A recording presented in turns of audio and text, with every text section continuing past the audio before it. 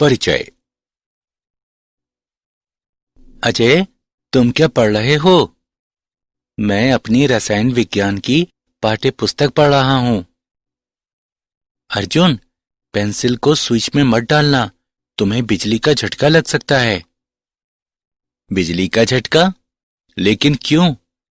Pencil तो लकड़ी और ग्रेफाइट की बनी होती है और ये दोनों ही विद्युत के कुचालक हैं। अर्जुन, तुम्हें पता होना चाहिए कि ग्रेफाइट एक अधातु है, लेकिन यह विद्युत का सुचालक है। मुझे तो इस बात का पता ही नहीं था। ठीक है, मैं तुम्हें एक प्रयोग के माध्यम से यह दिखाता हूं। जब हम स्विच ऑन करते हैं तो मल्टीमीटर विद्युत धारा का प्रवाह प्रदर्शित करता है। इससे पता चलता है कि ग्रेफाइट से होकर विद्युत धारा प्रवाहित हो सकती है। इसलिए ग्रेफाइट विद्युत का सुचालक है। अजय, अब मैं ये बात समझ गया और अब मैं इस बारे में और अधिक जानना चाहता हूं। ग्रेफाइट कार्बन का एक अपर रूप है। कार्बन आवर्त तालिका के पी ब्लॉक का एक तत्व है। इस बारे में और समझने के लिए पहले हमें पी ब्लॉक के तत्वों का अध्ययन करना होगा। छात्रों, आज हम पी ब्लॉक के तत्वों के बारे में अध्ययन करेंगे।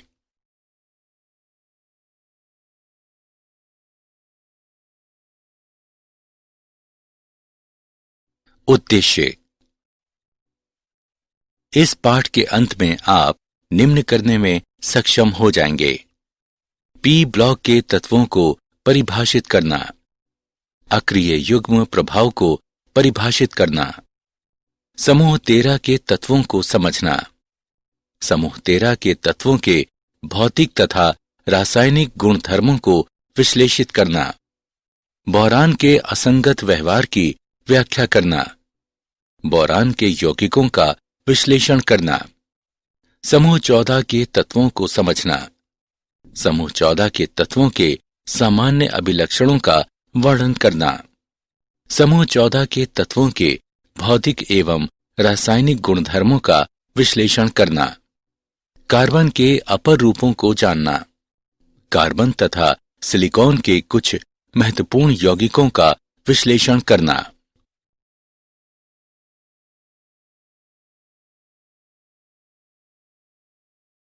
परिभाषा।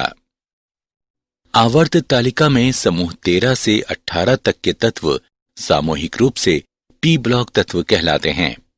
Boron, carbon, nitrogen, oxygen, fluorine तथा हीलियम इन समूहों के शीर्ष हैं। इन तत्वों का सामान्य इलेक्ट्रॉनी विन्यास ns2np 1 से 6 होता है। इनमें इनके वाहितम कोश के पी कक्षकों में अंतिम इलेक्ट्रॉन होता है। किसी पी ब्लॉक तत्व द्वारा प्रदर्शित अधिकतम ऑक्सीकरण संख्या संयोजी इलेक्ट्रॉनों की कुल संख्या के समान होती है। अधिकतम ऑक्सीकरण संख्या समूह ऑक्सीकरण संख्या कहलाती है।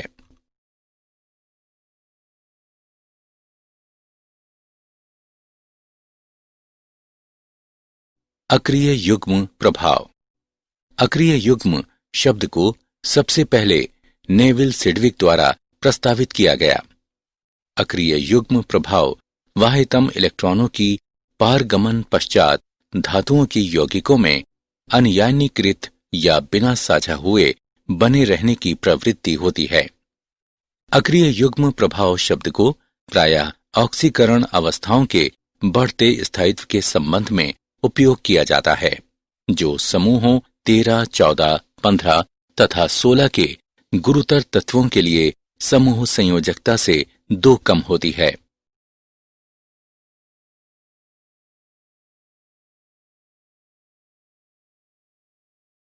समूह 13 के तत्व। बोरॉन परिवार। गुणों में बोरॉन परिवार के तत्व बृहद भिन्नता प्रदर्शित करते हैं। बोरॉन एक प्रारूपिक अधातु है। एल्यूमिनियम एक धातु है, परंतु इसके अनेक रासायनिक गुणधर्म बोरॉन के समान हैं। गैलियम, इंडियम तथा थैलियम गुणधर्मों में लगभग पूर्णतः धातु हैं। इलेक्ट्रॉनिक विन्यास। समूह 13 के तत्वों का बाह्य इलेक्ट्रॉनिक विन्यास Ns⁻2 Np⁻1 होता है। बोरॉन और एल्यूमिनियम में नोबल गैस कोर होती है। गैलियम और इंडियम में नोबल गैस तथा 10d इलेक्ट्रॉन होते हैं। थेलियम में नोबल गैस तथा 14f इलेक्ट्रॉन और 10d इलेक्ट्रॉन कोरें होती हैं। परमाणविक त्रिज्या।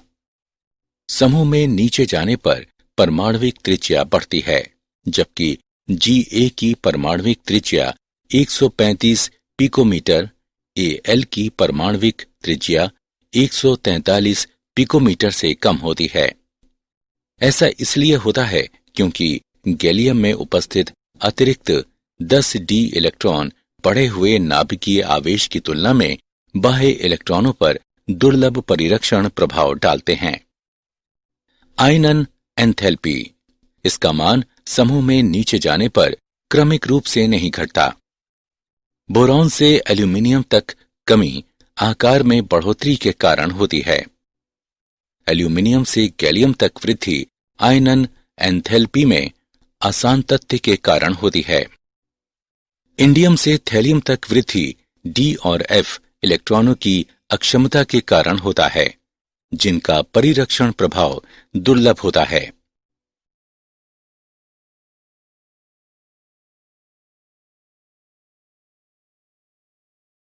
समूह 13 के तत्वों के भौतिक गुणधर्म।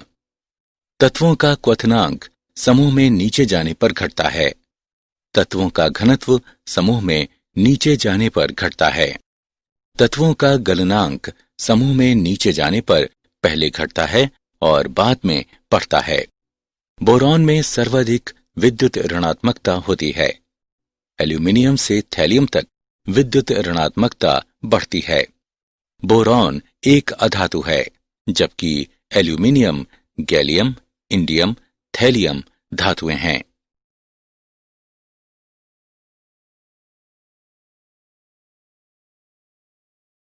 समूह 13 के तत्वों के रासायनिक गुणधर्म। वायु के प्रति अभिक्रियाशीलता। बोरॉन क्रिस्टलीय स्वरूप में वायु के साथ अभिक्रिया नहीं करता। एल्यूमिनियम की सतह पर ऑक्साइड की पतली परत बन जाती है, जो और अधिक क्षय होने से धातु को रोकती है। अक्रिस्टलीय बोरॉन तथा एल्यूमिनियम धातुएं वायु में गर्म करने पर B2O3 और Al2O3 बनाती हैं। उच्च तापमान पर डाई नाइट्रोजन के साथ वे नाइट्राइड बनाती हैं। अम्ल एवं क्षार के प्रति अभिक्रियाशीलता। बोरॉन अम्ल और क्षार के साथ सामान्य तापमान पर भी कोई क्रिया नहीं करता। एल्यूमिनियम उभयधर्मी गुण प्रदर्शित करता है और खनिज अम्लों पर एवं जालीय क्षारों में घुल जाता है। एल्यूमिनियम तनु HCl में घुल जाता है और हाइड्रोजन निष्कासित करता है। हैलोजनों के प्रति अभिक्रियाशीलता। बोरॉन परिवार के तत्व हैलोजन से क्रिया करके ट्राइहैलाइड बनाते हैं।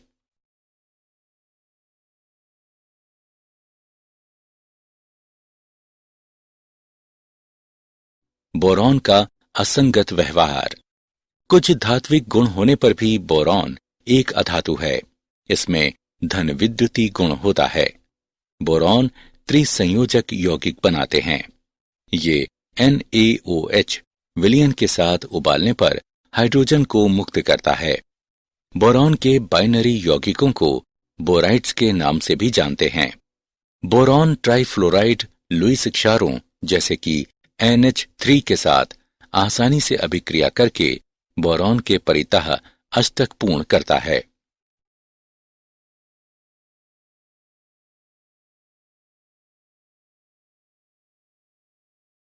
बोरॉन के कुछ महत्वपूर्ण यौगिक।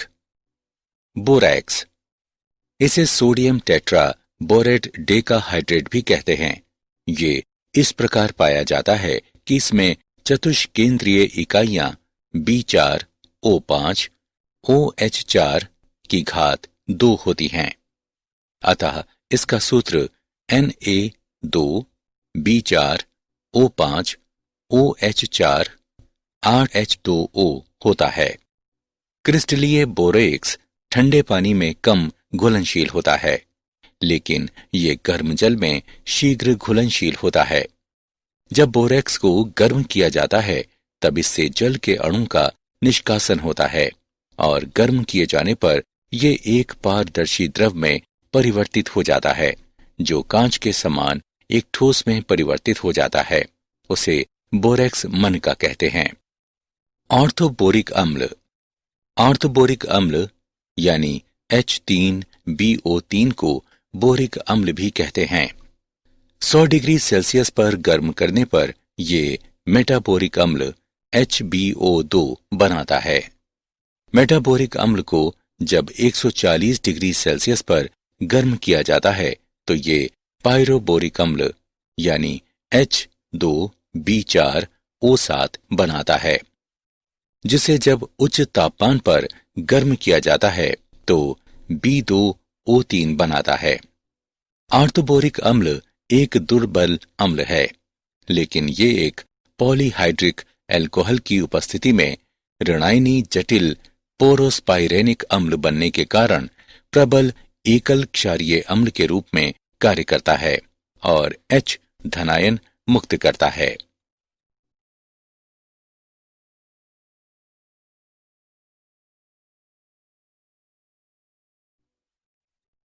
उदाहरण। आइए एक उदाहरण देखते हैं। क्या होता है जब बोरेक्स विलयन को अम्लीकृत और बोरिक अम्ल को गर्म किया जाता है? आइए समाधान देखते हैं। जब बोरेक्स विलयन को अम्लीकृत किया जाता है तो बोरिक अम्ल बनता है। जब बोरिक अम्ल को गर्म किया जाता है तो बोरॉन से सक्रिय ऑक्साइड बनता है।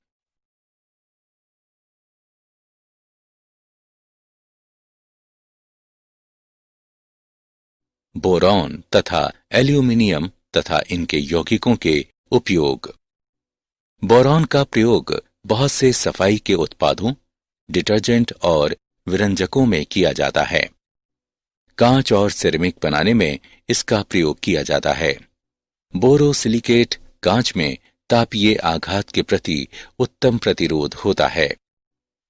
बोरॉन फिलामेंट प्रकाश के रूप में और उच्च सुदृढ़ सामग्रियां वैमानिकी संरचनाओं में उपयोग किए जाते हैं। बोरॉन कार्बाइड शील्ड का उपयोग नाभिकीय रिएक्टरों में नियंत्रक छड़ों के रूप में किया जा सकता है। कम घनत्व तथा सुदृढ़ता एल्यूमिनियम को विमान, हल्के भार वाले वाहन तथा सीढ़ियां बनाने के लिए आदर्श सामग्री बनाते हैं। क्षारण प्रतिरोधी तथा कम घनत्व के कारण इसका उपयोग हरित गृहों एवं खिड़कियों के फ्रेमों में किया जाता है। ऊष्मा का अच्छा सुचालक होने के कारण इसका उपयोग बॉयलरों, कुकरों और पकाने के अन्य बर्तनों में किया जाता है। आसान ढलाई एल्यूमिनियम को पेय पदार्थों के डिब्बों तथा छत डालने वाली सामग्री का अच्छा घटक बनाती है।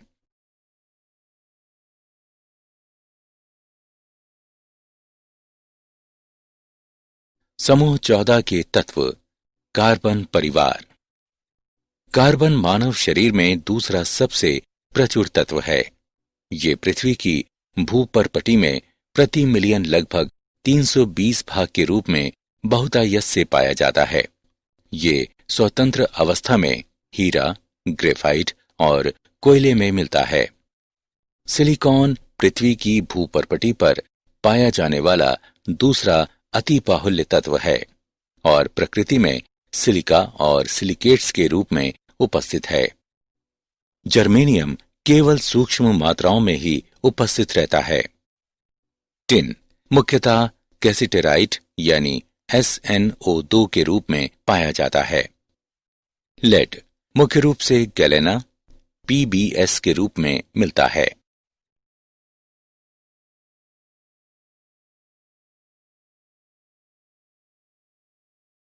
समूह 14 के तत्वों के सामान्य अभिलक्षण।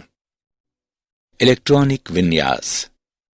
कार्बन परिवार का संयोजकता कोश इलेक्ट्रॉनिक विन्यास NS वर्ग NP वर्ग होता है। इस परिवार के तत्वों के इलेक्ट्रॉनिक विन्यास की आंतरिक क्रोड या कोर भिन्न होती है। सहसंयोजक त्रिज्या। कार्बन से सिलिकॉन तक सहसंयोजक त्रिज्या में उल्लेखनीय वृद्धि होती है। इसके पश्चात सिलिकॉन से सीसे तक त्रिज्या में आंशिक बढ़ोतरी होती है। ऐसा इसलिए होता है क्योंकि गुरुतर सदस्यों में पूर्ण पूरित D और F कक्षक उपस्थित होते हैं। आयनन एथैल्पी। समूह में नीचे जाने पर आयनन एथैल्पी घटती है। समूह 14 के तत्वों की प्रथम आयनन एथैल्पी के मान समूह 13 के संगत तत्वों की अपेक्षा अधिक होते हैं। विद्युत ऋणात्मकता।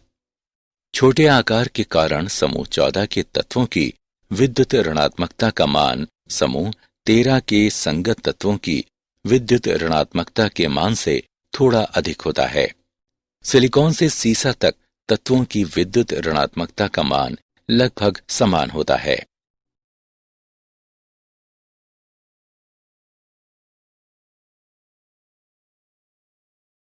समूह 14 के तत्वों के भौतिक गुणधर्म। समूह में नीचे जाने पर धात्विक लक्षण बढ़ता है। कार्बन और सिलिकॉन में वृहद आणविक जालक से टिन और सीसे में वृहद धात्विक जालक तक संरचनागत परिवर्तन होता है। समूह में नीचे जाने पर आबंधन में सहसंयोजी से धात्विक तक परिवर्तन गलनांक, क्वथनांक तथा प्रथम आयनन ऊर्जा में घटोतरी का कारण बनता है। समूह में नीचे जाने पर बढ़ता धात्विक गुण घनत्व तथा चालकता में सामान्य वृद्धि का कारण बनता है।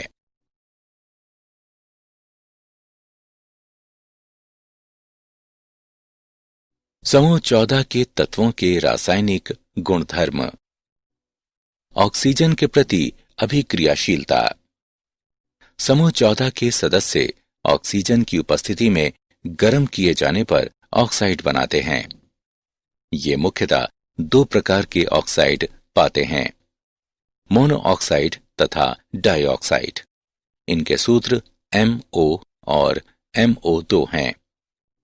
उच्च ऑक्सीकरण अवस्था में ऑक्साइड निम्न अवस्था वाले ऑक्साइड की तुलना में अधिक अम्लीय प्रकृति के होते हैं। जल के प्रति अभिक्रियाशीलता।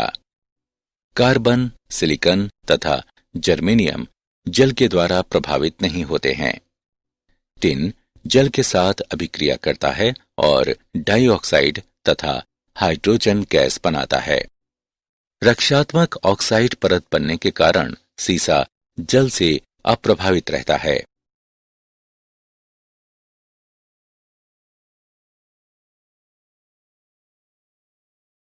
कार्बन का असंगत व्यवहार। कार्बन का प्रयोग मुख्यतः ईंधन के रूप में प्रयुक्त किया जाता है और ये एक अच्छा तनुकारक है। धातु कर्म प्रक्रियाओं में मध्यम विद्युत धनात्मकता वाली धातुओं को उनके ऑक्साइड अयस्कों से कार्बन द्वारा अपचायित करते हुए निष्कर्षित किया जाता है। उच्च तापमान पर उच्च वैद्युत धनात्मक धातुओं के ऑक्साइड कार्बन से अभिक्रिया करके संगत कार्बाइड बनाते हैं। कार्बन में अन्य परमाणुओं के साथ सहसंयोजक बंध द्वारा जुड़कर लंबी श्रृंखला या वलय बनाने की प्रवृत्ति होती है। इस गुण को श्रृंखलन कहते हैं।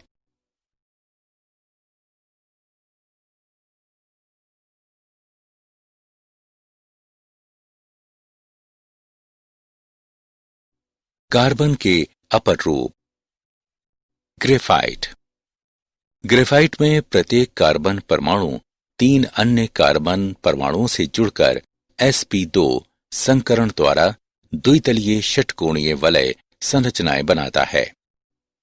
इन दोनों परतों के मध्य आकर्षण बल होता है, इसलिए ग्रेफाइट मुलायम होता है और चाकू से काटा जा सकता है। प्रत्येक परत को अन्य पर खिसकाया जा सकता है, जिससे ये चिकना बनता है और शुष्क स्नेहक के रूप में उपयोग किया जा सकता है। ग्रेफाइट में प्रत्येक कार्बन परमाणु एक स्वतंत्र इलेक्ट्रॉन रखता है जो इसकी चालकता के लिए उत्तरदायी होते हैं। हीरा। हीरे में प्रत्येक कार्बन परमाणु sp3 संकरण द्वारा अन्य 4 कार्बन परमाणुओं से जुड़ा होता है और त्रिविमीय कठोर संरचना बनाता है। कार्बन परमाणुओं के छोटे होने के कारण वे निकट आबद्ध क्रिस्टलीय संरचना बनाते हैं और कठोर हो जाते हैं तथा हीरे को अपघर्षक के रूप में उपयोग किया जाता है। हीरे में कार्बन के परमाणुओं में कोई भी स्वतंत्र इलेक्ट्रॉन नहीं होता है, इसलिए ये विद्युत का कुचालक है। फुलरीन्स। कार्बन का एक अन्य अपर रूप फुलरीन्स है, जिसमें एक अणु में 60 या 70 या 84 कार्बन परमाणु होते हैं।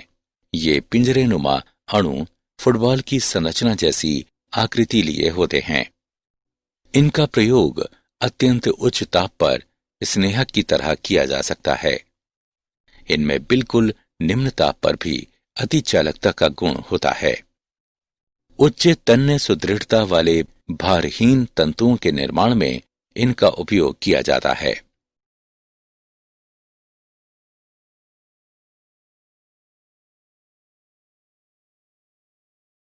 कार्बन के कुछ महत्वपूर्ण यौगिक। Carbon monoxide. कार्बन मोनोऑक्साइड सामान्य ताप पर सांद्र H2SO4 पर फार्मिक अम्ल को मिलाने से बनता है। इस तरह विरचित कार्बन मोनोऑक्साइड को कास्टिक सोडा विलयन से गुजारा जाता है और फिर P2O5 पर से प्रवाहित करते हुए शुष्क किया जाता है। इसे ऑक्सैलिक अम्ल के साथ सांद्र सल्फ्यूरिक अम्ल की क्रिया द्वारा भी बनाया जा सकता है। कार्बन मोनोऑक्साइड एक रंगहीन दहनशील गैस है। ये एक उदासीन ऑक्साइड है, परंतु उच्च दाब और उच्च ताप पर यह एक अम्लीय ऑक्साइड की तरह व्यवहार करती है। कार्बन मोनोऑक्साइड ऑक्सीकारक तथा अपचायक दोनों रूपों में क्रिया कर सकते हैं। कार्बन मोनोऑक्साइड में कार्बन की ऑक्सीकरण संख्या ×2 होती है। Carbon dioxide. कार्बन डाइऑक्साइड को कैल्शियम कार्बोनेट पर तनु हाइड्रोक्लोरिक अम्ल की अभिक्रिया द्वारा बनाया जाता है। कार्बन डाइऑक्साइड एक अम्लीय ऑक्साइड है तथा द्विक्षारकीय अम्ल की तरह क्रिया करती है और 2 प्रकार के लवण बना सकती है। उच्च ताप पर कार्बन डाइऑक्साइड एक ऑक्सीकारक के रूप में कार्य कर सकती है।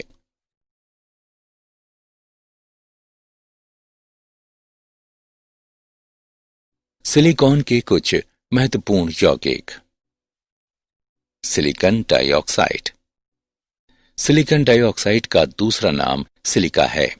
ये अनेक क्रिस्टल संरचनात्मक रूपों जैसे क्वार्ट्ज, क्रिस्टलोबेलाइट तथा ट्राइडाइमाइट में मिलता है।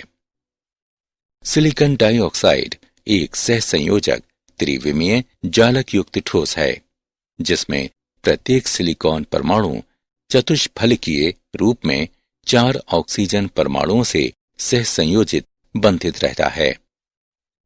सिलिका अपने सामान्य रूप में अति उच्च सिलिकॉन ऑक्सीजन बंध एथैलेपी होने के कारण लगभग अन्य अभिक्रियाशील होता है।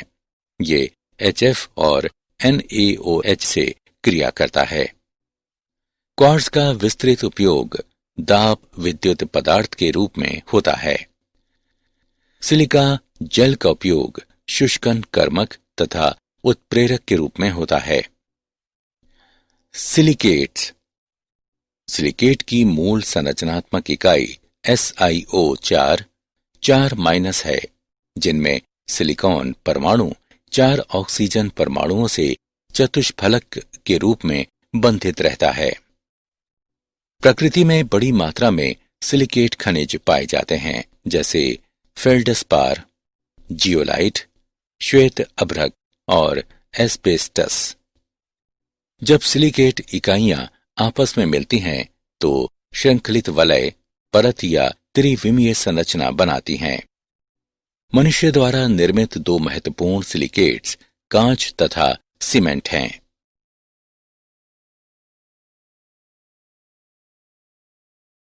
क्या आप जानते हैं कार्बन मनुष्य को लगभग 3750 ईसा पूर्व से ज्ञात है। कांसे के निर्माण हेतु तांबे, जस्ते एवं टिन अयस्कों को अपचायित करने के लिए कार्बन का पहली बार उपयोग मिस्र तथा सुमेर सभ्यताओं के लोगों द्वारा किया गया। बोरॉन सभी हरित पादपों का अनिवार्य पोषक तत्व है। कार्बन का गलनांक और ऊर्ध्वपातन बिंदु सभी तत्वों में सर्वाधिक लगभग 5800 डिग्री केल्विन होता है। ब्रह्मांड में बोरॉन के परमाणु अंतरिक्ष किरण संघट्टों द्वारा नाभिकीय संलयन के कारण निर्मित हुए हैं। ब्रह्मांड में अधिकांश बोरॉन का निर्माण हमारे सौर मंडल बनने से पहले इसी प्रकार हुआ।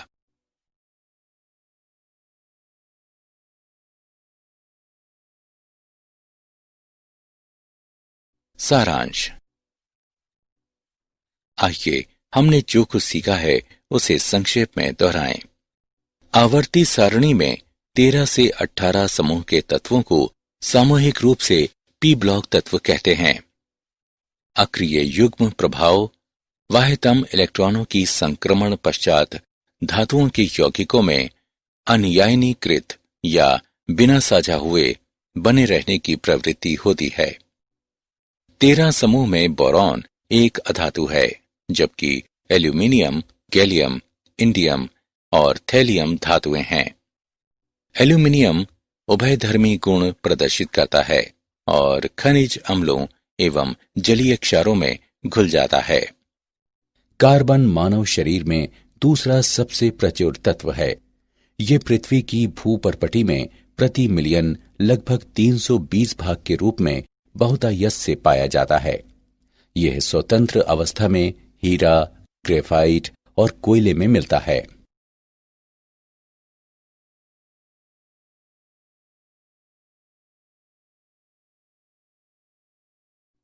कार्बन परमाणुओं में अन्य परमाणुओं के साथ सहसंयोजक बंध द्वारा जुड़कर लंबी श्रृंखला या वलय बनाने की प्रवृत्ति होती है।